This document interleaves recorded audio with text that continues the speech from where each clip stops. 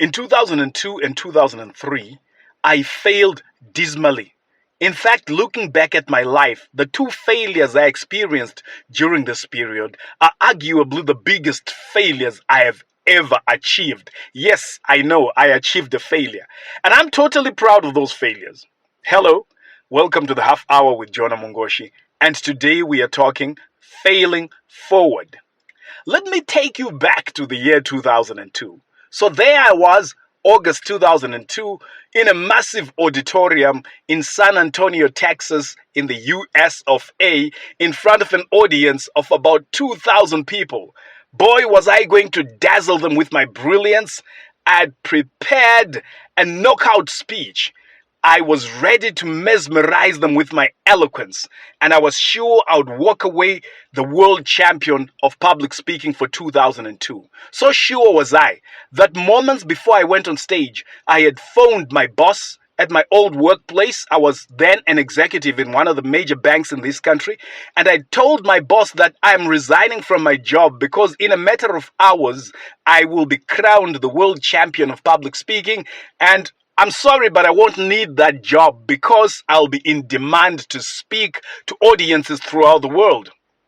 Well, what happened? They started by announcing the winner in third place, and then second place, and then first place. I hadn't made it first, so I wasn't the world champion of public speaking. I hadn't made it in second place, so I wasn't the runner-up.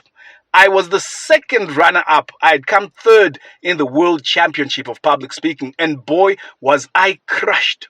I actually cried. I literally shed tears because there's a world of difference between number one and number three. Let's talk about 2003. I worked for it. I rehearsed. I practiced. I even changed my diet regime. I went on endurance training just to be ready for it. What was I preparing for? I was preparing for breaking the Guinness World Record for the longest talk. And in April of 2003, I spoke non-stop for 36 hours in an attempt to break the Guinness World Record. And I was totally proud of myself when I achieved that monumental feat. Well, I then submitted my claim to Guinness World Record, supported by the report from all the assessors. We had been taking turns to attend the speech and to note down that I was adhering to the guidelines. Guinness then came back to me and they said, well done for speaking for 36 hours. That's amazing. But unfortunately for you, someone in India has spoken for 52 hours. I was crushed. Have you ever failed at that level? Have you attempted something so big, so massive, that you wonder whether you'll be able to survive the failure? Well, in the space of 2 consecutive years, I had achieved 2 monumental failures. So why am I proud of them? Because I have since learned that failure is the breakfast of champions.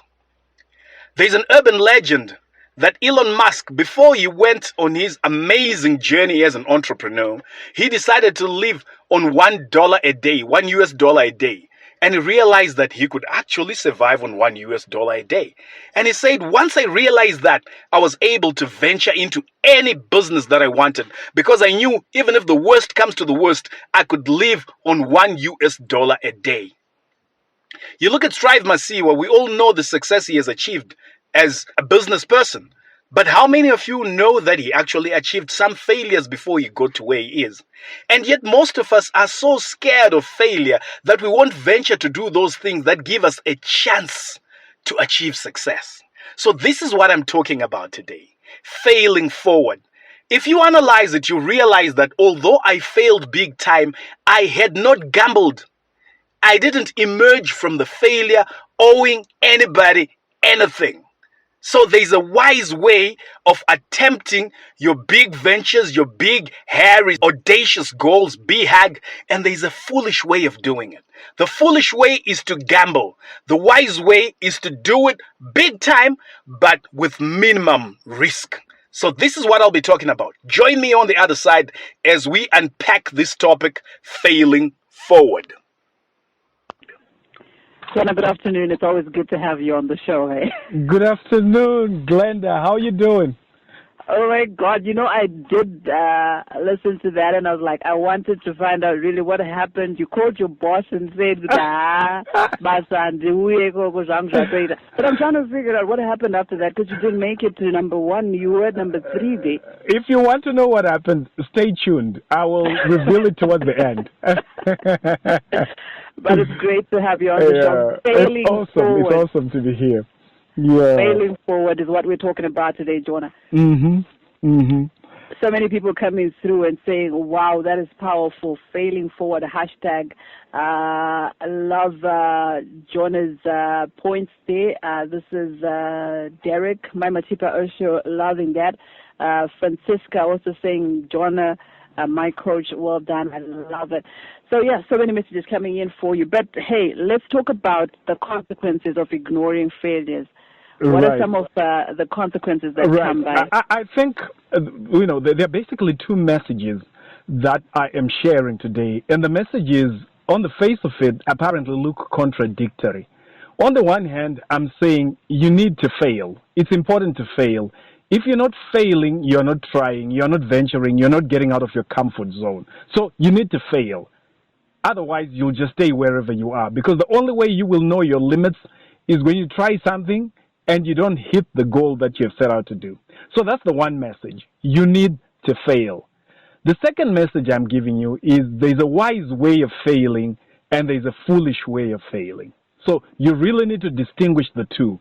Because to somebody who is uninformed, it might look like they are the same, but there's actually a world of difference between the kind of risks you are taking on and even the probability of success. So that's really what I want to try and analyze and split and make sure that people walk out of here, walk away from this program, inspired to take chances and to get out of their comfort zones, but to do it in a wise way rather than a foolish way. Am I making sense? Are you following me? Do you catch my drift? I catch your drift.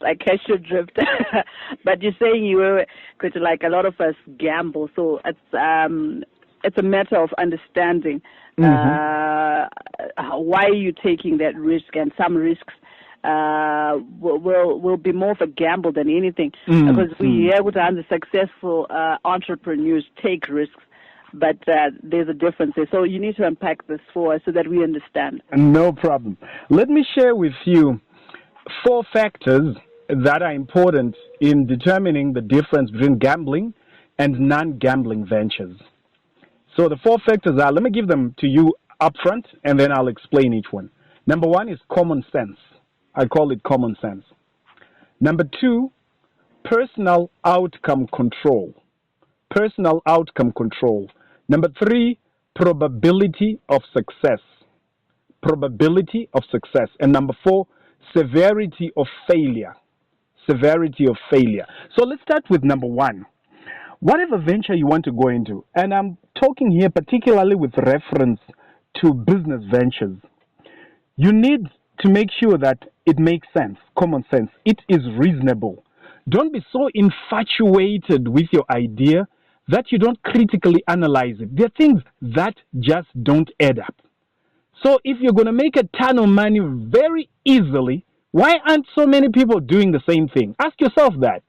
If it's too good to be true, it probably is too good to be true, so it ain't true.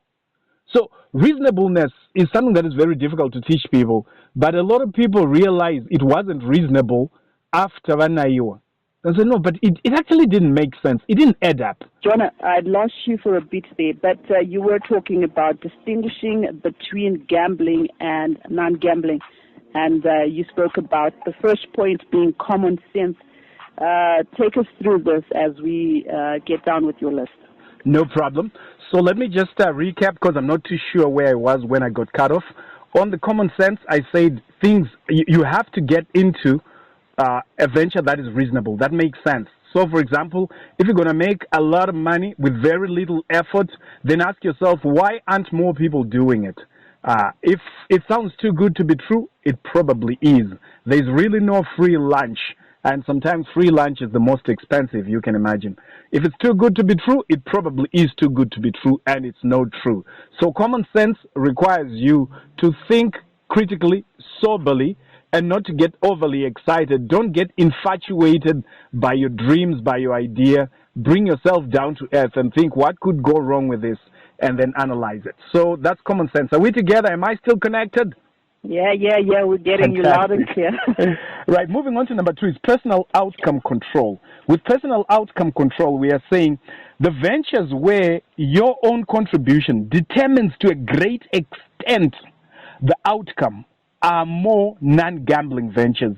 The ventures where your own personal contribution has very little influence on the outcome are more of gambling ventures. And I looked at the 2 examples that I gave you at the beginning. When I went for the World Championship of Public Speaking, that was more gambling than Guinness World Record. Why? Because the outcome of the Guinness World Record was determined by me. I had to train, endure, and just make sure I can last for 36 hours and my voice will make it over 36 hours. On the other hand, taking part in a competition like I did was dependent upon 18 judges, probably middle-class white people mostly from the U.S. and Canada, because Toastmasters was split into 9 regions, 8 of them in U.S. and Canada, and 1 called the rest of the world. So that was more gambling. And I'm saying, think about what you're doing. To what extent does your personal contribution, your knowledge, your skills, your expertise determine the outcome? If you're not determining the outcome at a personal level, then it is moving more towards the gambling side. Are we together so far? Pauline, we hear you. Right. Number 3 was probability of success. So probability of success, yes. You are looking at precedents. Whatever you want to do, is there precedents where it's been done before? So as much as I am an advocate of innovation, of creativity, it is actually safer to do something that other people are doing or other people have done. You could do it differently. You don't have to do it exactly the same, but there's an old saying among entrepreneurs that pioneers return with arrows in their backsides.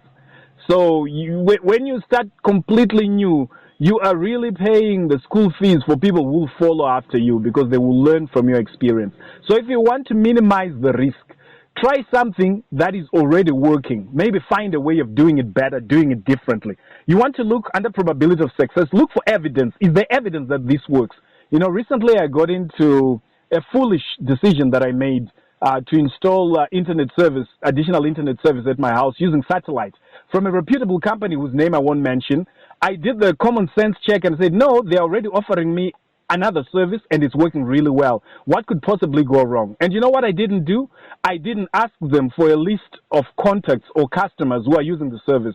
And when they offered me the service, it was pathetic with a capital P. And I had to say, please disconnect this. It ain't working and you're charging me too much money. But there, I didn't look for evidence. I should have looked for evidence. I should have spoken to people who are doing what I wanted to do. When I went for the World Championship of Public Speaking, I looked for previous winners of the World Championship for Public Speaking, and I asked them how they did it and how it was like. And in a way, I kind of got evidence of what would work and what would not work. Lastly, severity of failure. Don't go for broke.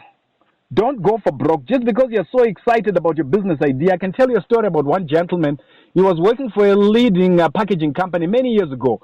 In marketing, was the marketing director, pretty successful in that position. But there's a difference between being an employee, even if you're a manager or managing director, and being an entrepreneur. There's a world of difference. So he decided to leave and start his own company. And you know how he launched the company? He went on a on a houseboat in Kariba, flew a whole party of people, including the drinks that he wanted over there, and they had a big do to celebrate. Before he even had one single client, came back, tried to run the business, and it fell flat on its face. So the severity of the failure is, what are you betting? Don't bet unless you're really sure, So don't go and do something that will leave you wiped out completely, totally, if it goes wrong. Because there's always the possibility that despite every check you have done, dotting every I, crossing every T, something will go wrong.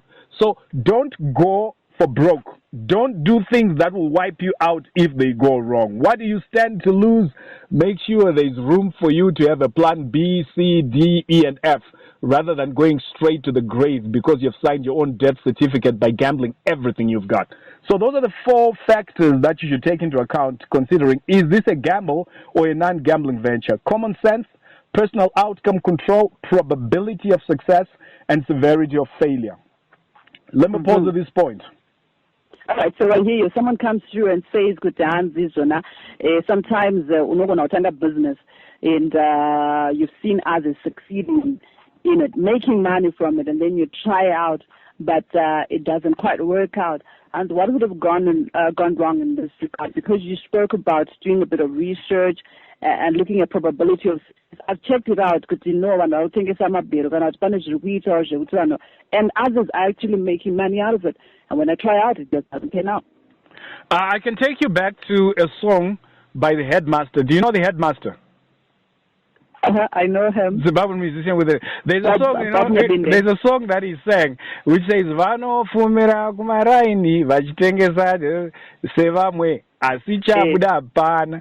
So, and then he says usavenge mumwe wako chinodiwa kuronga. The actual problem is you. You'll be the problem to yourself. So there might be habits that you have got. There might be a certain way of doing things. So that's why it's of critical importance to self-analyze and understand yourself. Of course, I know this is a very superficial answer given very little information, but I'm saying the probability that you are the problem if others are succeeding is very high because that's the only thing that has changed. I mean, your style of management, if you're managing people, or your style of handling clients and customers, and I could tell you horror stories in Zimbabwe of how people don't value customers. So maybe you don't relate with money very well. The moment you get money, you know, they say money talks. Maybe yours is good limited vocabulary. All it knows to say is goodbye because you enrich everybody else around you and you get overly excited. So a lot of it has to do with you as a person. And not everyone is cut out to be an entrepreneur. Not everyone. There are people who, unfortunately, are greatly disadvantaged if they try to be entrepreneurs by nature of their own character or personality. Again, that is it. That is, you know, when new people speak to us, you always say, do your own thing. So people are thinking, okay, regarding go try our own business, but you say not everyone is cut out to be an entrepreneur. I beg to differ there. There are people who are just not cut out for it. And you might be better working for somebody else. There are certain qualities that, I mean, it could be subject of another discussion another day that are important for an entrepreneur. And if you really cannot self-manage, then it'll be very difficult for you to run your own enterprise. And I say to people, even some of the habits that you develop, I've seen people who are 10%ers. They're working for someone else, but they're giving 10%. You're working for Capital and you're giving 10% because they want to give me a little money. Well, you do that for 5 years, 10 years, 15 years. You become a 10%er. That habit is deeply ingrained in you. It's part of you like bad breath. And when you leave and try to start your organization, guess what? You take that habit with you and you are committing suicide. So, yeah, it's not for everybody. I'm sorry to say. All right, someone says, why is failing forward important? And right. What are some of the tips that you can share with us about failing forward? Failing forward is important because when you're failing forward, you're moving from where you are to where you want to be. If you are contented with your situation and you don't complain, you are not regretting where you are, you are not envious of those who are achieving what you think you could achieve if you applied yourself, then it's fine. But if you'd like to grow from where you are to another level, you have to fail forward, you have to venture out. When you've got a baby, the baby starts off not able to sit and they have to learn to sit and they fall so many times. They are failing forward. But do they give up? No. And then they learn to stand, and as they're learning to stand up, they will fall many times. I don't even know any parent who has counted and say, my baby has fallen 100 times, they'll give up. No, you continue to do it. You're failing forward because that is how you grow. Once they are able to stand, they learn to walk. And guess what? They will fail I don't know how many times. So it's the same with humanity. If you're not growing, you are dying. And some people die at 20, but are only buried at 90-something when they stop breathing, when their heart stops pumping. So failing forward is important because that's how you grow. And that's how you create impact in the world. That's how you positively contribute to an ever-advancing civilization and make a difference in other people's world. So in terms of the elements, I mean, I've already spoken about gambling versus non-gambling. Maybe let me touch on some of the personal elements that you can rely on this journey. You need to rely on knowledge. The knowledge that you have. Build on the knowledge that you have. And if you don't have sufficient knowledge in an area you're interested in, acquire that knowledge. All that money you are spending buying WhatsApp bundles only to send nonsensical videos, you could use it to learn online. And there are so many free courses you can take online right now for very little. The skills that you have, you try out things. Skill comes from trying. getting it wrong, going back to the drawing board, finding out what you did wrong, trying again. You will not become an excellent presenter like my sister Glenda here unless you try it. Maybe you record yourself at home, and then so your skill, your experience, your proven expertise. I could go on and on, but I think we're running out of time by now. But I need to understand as well before you go, because a lot of people were asking Kutuzuna, for 36 hours as well. We wanted to understand what happened at the job. All right, let me, with the job, when I phoned my boss and I told him that I was quitting my job, at that point I was Deputy Executive Director of Marketing and Sales, he said, it's okay, I accept your resignation. I'm just, hello, you still there? Listening? Yeah, I'm following. He said, I am suspending it, I'm holding it until as soon as you have won the World Championship, I want to be the first person that you phone. So once you have phoned me and you confirm you have won it, then I'll process your resignation. And of course, it's the first person I phoned and said, you know that resignation? Well, I've had a rethink. I'm coming back to my job. Right. Wow. And then concerning the World Championship, I spoke on the topic none but ourselves. None but ourselves can free our minds, from Bob Marley's Redemption song. And I was just looking at applying the concepts of personal improvement to every aspect of our lives. In terms of education, raising kids, marriage, entrepreneurship, women's empowerment, you name it. I had 18 subtopics of 2 hours each over the 36-hour period. Okay, very interesting. But, you tried. I mean, what I thought you didn't come first, but a lot of people say a win is a win, whether they come third or second. Well, yeah. Well, you know what? I was depressed for a while. And then when I looked at it, and somebody actually spoke to me and said, listen, there are people who are making a living in this expert industry, who are masquerading as experts in different areas and speaking, and they haven't even done a quarter of the things you have done. For you to look upon this is really stupid and silly. You have come third, not in a country, not in a continent, but in the whole world. Do you realize there's no other level above that where there's human life, unless we talk the universe? So, yeah, after a while I realized, no, it's actually not so bad. It's not so shabby, and I should be thankful that I got this opportunity to be the first African to be placed in the top 3 positions of the World Championship of Public Speaking. So I embraced it, just as I embraced my 36-hour attempt. And it has since, done wonders for me, but that's a subject for another day. Indeed. So I know there are people that will try out something and get demotivated. I'm hoping as well that someone has been inspired today. But what would be your final words, really, around failing forward? Because I know that there are people that then give up, that throw in the towel and not even think about trying again. My final words would be that don't overestimate what you can do in the short term and underestimate what you can do in the long term. So in the short term, be willing to accept small successes, but as long as those successes are consistent and incremental, you'll see great growth in the long term. Fail forward intelligently. Nice one. All right, so we have the battle as usual. You get to choose a song, and then we play a snippet of it, and I choose a song, and then drop a snippet of it. And then people get to vote for the song that they'd rather hear from start to end. You chose Rise from Gabrielle. Why that one, before I tell you who won? No! The moment you say that, I don't think I've won.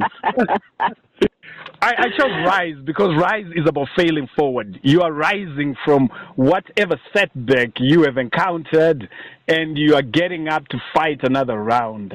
And you're realizing that just because you have hit a stumbling block, it ain't the end of the world. Indeed, it's never the end of the world. You got to pick yourself up. It's not about how many times you fall. It's about how you get up, dust yourself, and try again. I chose Rise Up, Andre Day, because I think it's about exactly what we've been talking about today, that we're fighters. We need to continue to move forward no matter what we face in life. Things will always fall into place if we keep trying and keep moving. We will move mountains. Great. So who won? I won. No! Takes it away today. I think this election is rigged. It is. So we need to have you in studio so that, you know, we have as well, but independent, what. Yeah, next But time yeah, it would I be should lovely be there. to have you in studio Because as you're well. taking part in the competition and you are also the person who's counting the votes. I smell a rat. All right, so you coming in. You have to come in next week. We have to do this live in studio. Let me see what my program is like. But if I'm free, I'll definitely come in. Nice one. We'll catch up with you next week, and always a pleasure. We've learned a thing or two as usual. We enjoy your sessions, and looking forward to having you next week. Great. Thank you so much. Take care and fail forward. Nice one. And this is...